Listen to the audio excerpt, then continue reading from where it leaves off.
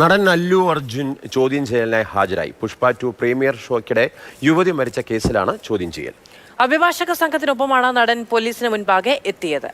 KB Sreedharan വിവരങ്ങളുമായി നമ്മളോടൊപ്പം ചേരുകയാണ്. ശ്രീധരൻ, ചോദ്യം ചെയ്യൽ ആരംഭിച്ച് കുറേയേറെ സമയം പിന്നിടുകയല്ലേ, എന്താണ് വിവരങ്ങൾ? മധു, മാർഷൽ, ഇപ്പോൾ ഏതാണ്ട് 1.5 മണിക്കൂർ പിന്നിടുകയാണ് അല്ലു അർജുന്റെ ചോദ്യം ചെയ്യൽ. ചിക്കട്പള്ളി ACP കുമാർ കൂടി ഇപ്പോൾ ഈ സ്ഥലത്തേക്ക് എത്തിയിട്ടുണ്ട്.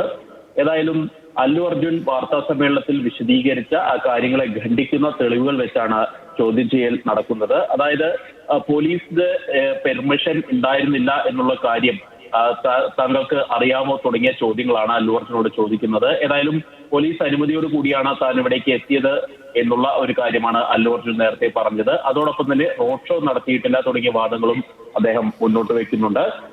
ഈ തിയേറ്ററിൽ വെച്ച് ഉണ്ടായ തിക്കിലും തിരക്കിലും ഈ യുവതി മരിച്ച വിവരം താൻ പിറ്റേ ദിവസം അറിഞ്ഞതാണ് എന്നാണ് അല്ലു അർജുൻ പറഞ്ഞത്. പക്ഷേ പോലീസിന്റെ ACP നേരിട്ട് തന്നെ ഈ വിവരം അല്ലു അർജുനെ അറിയിച്ചിരുന്നു. അപ്പോൾ സിനിമ കഴിഞ്ഞിട്ടേ പുറത്തേക്ക് ഇറങ്ങുന്നുള്ളൂ എന്നുള്ള ഒരു മറുപടിയാണ് അദ്ദേഹത്തിന്റെ ഭാഗത്തു നിന്ന് ഉണ്ടായതെന്നാണ് ACP കഴിഞ്ഞ ദിവസം നടത്തിയ വാർത്താ സമ്മേളനത്തിൽ പറഞ്ഞത്. ഈ കാര്യങ്ങളെല്ലാം തന്നെ വെച്ചുകൊണ്ടാണ് ചോദ്യം ചെയ്യൽ നടക്കുന്നത്. CCTV ദൃശ്യങ്ങൾ ഉൾപ്പെടെ പോലീസിന്റെ പക്കൽ ഉണ്ട്.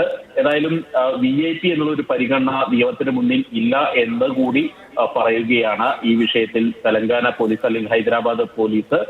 വിഷയത്തിൽ ഈ കേസിൽ ഇപ്പോൾ 11ാം പ്രതിയാണ് അല്ലു അർജുൻ.